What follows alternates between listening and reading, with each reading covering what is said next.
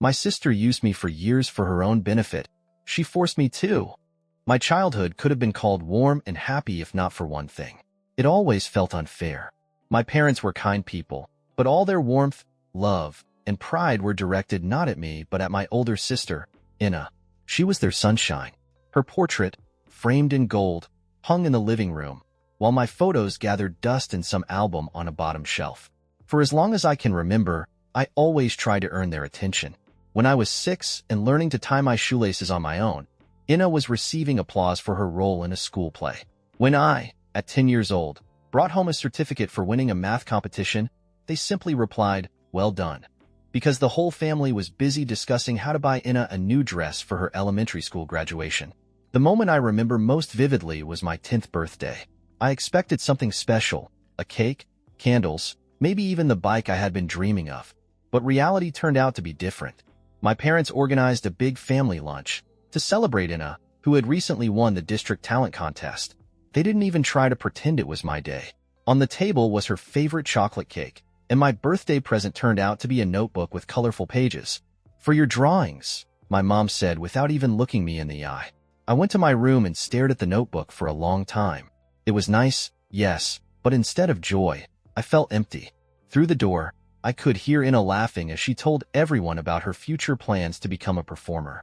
At that moment, I realized that I would always be the background in this family. The family house was old and simple, with peeling walls in the kitchen. Yet my parents always managed to find money to renovate Inna's room. Her bedroom was a fairy tale. Pink wallpaper, lace curtains, even a chandelier shaped like a flower. My room, on the other hand, was modest. A shelf of books, an old desk, and a bed that creaked with every movement. My parents didn't seem to notice this contrast. To them, it was natural to do everything for their successful daughter and leave me in the shadows. And somehow, I kept making excuses for them. They love me, they're just busy, I told myself, going to sleep on my creaky old mattress point one summer. During vacation, we all went to the seaside. It was supposed to be the highlight of the summer. I imagined us building sandcastles together, playing ball, swimming in the warm waves. But instead, every day revolved around Inna's plans. She decided to try out a new photo shoot for some contest, and all my parents' attention was focused on her. "Take Danilo with you," Mom said when I asked to join their outings. But Inna just sneered. "What kind of assistant would he be? He'll just ruin everything." And they left me at the hotel, alone, with a book and a small TV, while they spent hours searching for the perfect angles for her shots. When they came back, Mom exclaimed excitedly, "You wouldn't believe it, but Inna looks just like a real model. We're definitely winning this contest." I silently closed my book and went to bed. That evening, I realized that in their world, I was just the backdrop to Inna's glow. But deep down, a stubborn determination began to take root. I decided that if they wouldn't notice my achievements, I would prove that I could achieve everything on my own. By the time I turned 16, the cracks in my relationship with Inna had turned into chasms. What started as silent resentment had grown into open hostility. She still basked in the glow of parental favoritism, while I worked harder than ever to carve out my own space. If our childhoods had been defined by our parents' decisions, adolescence brought more chances for conflict. And Inna? She thrived on drama. The school gym buzzed with excitement as students and parents gathered for the annual awards ceremony. I'd spent weeks preparing for this night, editing my science project late into the evenings, skipping outings to perfect my presentation, and it paid off. I was called on stage as the recipient of the school's Science Excellence Award. As I walked back to my seat, clutching the trophy, Mom leaned over with a tight smile. "Well done, Danilo," she whispered, barely audible over the applause. Then, louder, she turned to Dad. "But why didn't Inna get recognized for her theater performance? She worked so hard." I froze. The sting of her words burned more than I wanted to admit. Inna, seated beside her, shrugged dramatically. "Maybe next time," she said, tossing her hair. Then she turned to me with a smirk. "Congrats, little genius. Must feel nice to get something for once." The real explosion came a few months later, during a rare family dinner. I had been pulling double shifts at a part-time job after school, saving up to buy my first laptop for college applications. Meanwhile, Inna had just gotten her second smartphone of the year. This time a sleek new model I knew our parents couldn't afford. As we sat at the table, Ina scrolled through her phone, barely acknowledging anyone. I stared at my plate, clenching my fists. Is it really necessary? I blurted out, unable to hold back. Mom frowned. What are you talking about, Danilo? That. I pointed to Ina's phone. She gets everything handed to her, and I'm out here working like crazy just to buy what I need for school. Ina snorted, finally looking up. Oh, please. Don't act like you're some kind of martyr. You're just bitter because I actually know how to enjoy life. Enjoy life? I snapped. You're 20 and still living off mom and dad. When are you going to take responsibility for anything? Danilo, enough, Dad interrupted, his tone stern. This is not the time. No, let him talk. Ina's voice rose, a mocking edge creeping into it. Let him whine about how hard his life is. Like it's my fault he's boring and obsessed with his stupid grades. I stood up, my chair screeching loudly against the floor. You think I want to be like you? A spoiled leech who can't even... Enough. Mom slammed her hand on the table. Both of you. Danilo, sit down. But I didn't. I walked out, slamming the door so hard the glass in the kitchen cabinet rattled. That year's Christmas was the final straw. I'd saved for months to buy thoughtful gifts for everyone. Something small but meaningful. For Ina, a leather-bound notebook she once mentioned wanting. For Mom and Dad, a framed collage of family photos. On Christmas morning, as everyone opened their presents, I noticed Ina hadn't brought any gifts for anyone. Instead, she had a dramatic announcement. She was dropping out of college to find herself and needed financial support for a new acting workshop. Again? I muttered under my breath, but loud enough for everyone to hear. What did you say? Ina shot back. Nothing, I replied, though my tone was icy. Just wondering how many more times you'll be finding yourself before you actually figure it out. Ina's face flushed. Oh, I'm sorry, Mr. Perfect. Not all of us want to waste our lives playing it safe. Playing it safe? I couldn't help but laugh. You mean having a job and not sponging off Mom and Dad? Enough, both of you. Dad's voice boomed across the room. This is Christmas, for God's sake. But the damage was done. The rest of the morning passed in tense silence, the warmth of the holiday long gone. The next summer, things came to a head. Ina had racked up credit card debt, and our parents had quietly paid it off, leaving them strapped for cash. I found out when I overheard Mom on the phone with a friend, apologizing for missing a payment on their utility bill. That evening, I confronted her. Why are you covering for her? I asked, my voice shaking. She's an adult, Mom. She needs to learn to deal with the consequences of her actions. Mom sighed, avoiding my eyes. You don't understand, Danilo. She's going through a lot. And I'm not. I snapped. I'm trying to build a future here. But every time she screws up, you clean up her mess, and I'm the one who has to sacrifice. She's your sister, Mom said, her voice soft but firm. Families help each other. No, I said, shaking my head. This isn't helping her. It's enabling her. I walked away that night, my chest heavy with anger and disappointment. Deep down, I knew this wasn't just about Ina. It was about me, too, about realizing that no matter what I did, I would never be enough for them. By the time I hit my late 20s, my life had started to stabilize. I had a steady job, a modest but cozy apartment, and a relationship with someone who genuinely cared about me, Katia, my fiancée. It was everything I had worked for. A sense of independence, a future I could call my own. Ina, on the other hand, was still floundering. She had drifted through a string of jobs, accumulating debts, and regularly turning to our parents, or me, for temporary help. But the worst part wasn't even the financial strain. It was the emotional manipulation that came with it. One rainy evening, just as I was settling in after work, my phone buzzed with a message from Ina. Ina, hey, can we talk? It's important. I hesitated but called her back. The moment she picked up, I knew what was coming.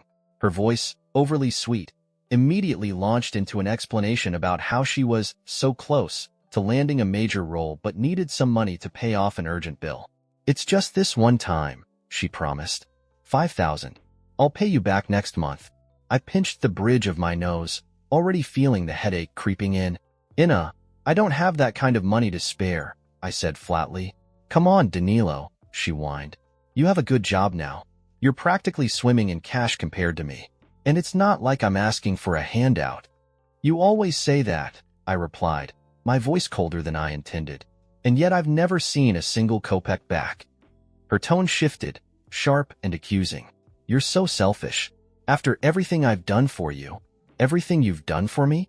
I cut her off, laughing bitterly. Name one thing. The silence on her end was deafening. The breaking point came a year later, at my wedding. Katia and I had poured our hearts into planning a small, intimate ceremony, just close friends and family. Despite my better judgment, I had invited Inna. Part of me hoped she could, for once, rise to the occasion. She didn't. The ceremony itself went smoothly, but the reception was a different story. Inna arrived late, already tipsy, and immediately began monopolizing attention with exaggerated stories about her exciting new acting gig. Let's raise a toast, she slurred at one point, stumbling onto the dance floor with a glass of champagne. To my little brother, who's finally managed to do something right for once. A stunned silence fell over the room. I saw Katia's face flush with embarrassment, and my hands clenched into fists. Inna, I said through gritted teeth, sit down. Oh, relax, she laughed, waving me off. I'm just having fun. Isn't that what weddings are for? When she stumbled into the cake table an hour later, knocking over the carefully arranged desserts, I'd had enough. I grabbed her arm and pulled her aside. What the hell is wrong with you? I hissed. She blinked at me, genuinely confused. What? I'm celebrating. No, you're ruining this, I snapped. This isn't your day, Inna. It's mine, and I'm done letting you wreck things. Her expression hardened, and for the first time, I saw a flash of genuine anger in her eyes. Fine, she spat, yanking her arm free. If you don't want me here, I'll leave. But don't come crying to me when you realize you need me. I've never needed you, I replied quietly. She stormed out, leaving behind a room full of awkward guests and a knot of fury in my chest. 2 months later, Inna called me again. This time, it wasn't for money. She had apparently told one of her creditors that I would co-sign a loan for her. What were you thinking? I demanded when she casually mentioned it during a phone call. Oh, come on, Danilo, she said, her tone dismissive. It's not a big deal. I know you're good for it. That's not the point. I shouted, the anger boiling over. You didn't even ask me. You just assumed I'd fix your mess again. Because you're my brother, she snapped. And that's what family does. No, Inna, I said, my voice trembling with rage. Family doesn't lie. Family doesn't manipulate. And family sure as hell doesn't treat you like an ATM. She fell silent, and for a brief moment, I thought she might apologize. But instead, she lashed out. Fine, she said coldly. If you're going to be like this, don't expect me to be there when you need help. I laughed bitterly. You've never been there for me, Inna. And I think it's time we stop pretending we're a real family. That was the last straw. I refused to co-sign the loan, and when her creditor started harassing me, I had to involve a lawyer to formally distance myself from her debts.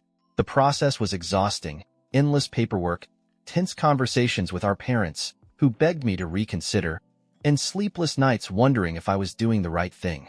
But when it was over, I felt something I hadn't felt in years, relief. Cutting ties with Inna wasn't easy, but it was necessary. For years, I had carried the weight of her choices, sacrificing my own peace for the sake of family. Now, as I sat in my quiet apartment, Katia's hand in mine, I finally understood what family truly meant. Family isn't about shared blood. It's about the people who lift you up, who support you without strings attached. And for the first time in my life, I felt free. My boyfriend learned sign language to communicate with my deaf brother, but my friends insist it's manipulation. Enter James, my boyfriend of 2 years. James is kind, thoughtful, and always looking for ways to make life easier for others. I noticed early on how much he cared about Alex, and he would often ask me questions about sign language, eager to learn. I thought it was sweet at first, but it wasn't until a family gathering that I realized he was serious. We were sitting at the dinner table when James turned to Alex and, using perfect sign language, said, "How's the food, Alex?" Alex's face lit up with a smile that I hadn't seen in a while. It was like he felt included, really heard, and that made my heart swell. But things quickly took a turn when I told my friends about James' efforts. They were all pretty shocked, and not in a good way. "I don't know, Emily," my best friend Sarah said one evening. "It feels a little manipulative, doesn't it? Like he's trying too hard to get in with your family. I stared at her, confused. What do you mean? Come on. He's doing all of this to look like a hero in front of you, she continued. He's not just learning sign language to help Alex. He's doing it for the recognition. You're not worried about that? The more they spoke, the more I started doubting myself. Was James doing this for the right reasons? Was he trying to manipulate me into thinking he was the perfect guy, or was he genuinely trying to make my brother feel comfortable? I decided to talk to James about it. He was genuinely hurt by my doubts. I'm not trying to impress you or anyone else, he said. I just want Alex to feel like he's part of everything. I care about him. I care about you, and I want to be a part of your family, not just on the outside, but in every way I can. But my friends weren't convinced. They pointed out how James would often bring up his sign language skills in conversations with others, like it was something he was proud of, like it was a badge of honor he wore. They made me feel like I was seeing things through rose-colored glasses, making excuses for his behavior. One night, everything came to a head. I was at a party with my friends when James showed up unexpectedly. He was just trying to be supportive, but when he went up to Alex to ask him how he was doing, I noticed the skeptical glances my friends were exchanging. Afterward, I overheard Sarah talking to another friend, saying, I just don't buy it. It's too convenient. He learned sign language to get closer to Emily, and now he's trying to win over her family. I was torn. I didn't know what to think anymore. Was James truly being genuine, or was he manipulating me? Was I falling for his charm without seeing the bigger picture? This was the dilemma I found myself in. The next few days felt like a blur. I kept replaying my friend's words in my head, wondering if they were right. I started noticing things about James that I hadn't before. Little things, like how he would subtly mention how well he was picking up sign language in front of others, almost like he wanted to impress them. How, when we were alone, he'd smile and say, I just want to make sure Alex feels included. But I couldn't shake the feeling that maybe he was using my family's dynamic to position himself as the hero. I wanted to believe in him. I really did. But the more I thought about it, the more doubts crept in. Was he only learning sign language to gain my family's approval? Was this all part of some grand performance? The longer I questioned him, the more distant we grew. Our conversations became strained, and the love I once felt for him seemed to evaporate in the cold air between us. And then, a week later, it all exploded. We were having dinner at my apartment, just the two of us, when I brought up my doubts. James, I said, trying to keep my voice calm, I need to ask you something. He looked up from his plate, his eyes narrowing slightly. What's going on? I've been thinking a lot about what my friends said, I began. And I just don't know. It feels like you're trying so hard to get close to Alex, to my family, and I'm not sure if it's for the right reasons. It feels performative. His face fell. What do you mean performative? He asked, voice laced with confusion and hurt. I mean, it feels like you're doing all of this for attention, I said, the words coming out harsher than I intended. Like it's not really about Alex or me, it's about you. For a moment, he was silent. His jaw clenched, and I could see the hurt in his eyes. Emily, he finally said, his voice tight with frustration, do you honestly think I'm doing all of this for attention? Do you really believe I would do something like that just to impress your family, or make myself look good? I swallowed hard, trying to hold back tears. It's not just about your intentions. It's how it looks to everyone else. I've been hearing it from my friends, how you're trying to manipulate your way into our lives, into my life. And I'm starting to wonder if they're right. James pushed his chair back and stood up abruptly. Is that how you really feel? He asked, voice shaking with anger and disbelief. After everything I've done, you think I'm manipulating you? I felt my chest tighten as his words hit me like a slap in the face. I don't know what to think anymore, James. I just don't. You say you care about my brother, but I can't help but wonder if there's something else going on. He looked at me, his face pale and drawn. You don't trust me anymore, do you? His voice cracked, and for a brief moment, I saw the vulnerability in him that I hadn't allowed myself to see before. I stood up too, the tears finally spilling over. I don't know if I can trust you anymore, James. I don't know what's real and what's just manipulation. The words felt like a knife in my heart as I said them. For a long, painful moment, neither of us spoke. The silence between us was deafening. Then, James turned to leave. He didn't even look back. The door slammed behind him, and I stood there, frozen, as the weight of what had just happened crushed me. The following days were a blur of sleepless nights and overwhelming emotions. I couldn't eat, couldn't think. I replayed every moment with James over and over again, questioning where it all went wrong. Was I just overthinking things? Had I sabotaged something good because of my own insecurities? Or was my gut telling me the truth? Then, 2 days later, James sent me a message. I can't do this anymore.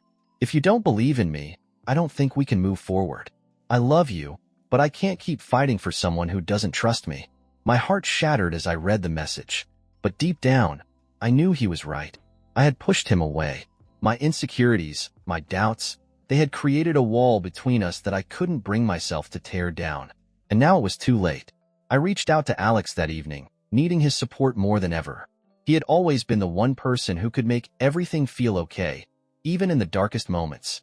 When I told him everything that had happened, he simply listened. No judgment, no opinion, just silent understanding. Do you think I made the wrong choice? I asked him, tears welling up in my eyes. Alex took my hand, giving it a gentle squeeze. He didn't need to say anything. His eyes told me everything I needed to know. I wasn't alone, but as the days turned into weeks, I couldn't help but wonder, was James really the one who had manipulated me? Or had I been the one to push him away without truly understanding his feelings? The answer, I realized, wasn't as simple as I'd hoped. In the end, James never came back. He moved on, and I, left to pick up the pieces, found a new sense of clarity. I still didn't know if I had made the right choice, but I had learned something important. Trust isn't something that can be forced. It's earned. And sometimes, no matter how hard we try, we can't force something to work if it's not meant to.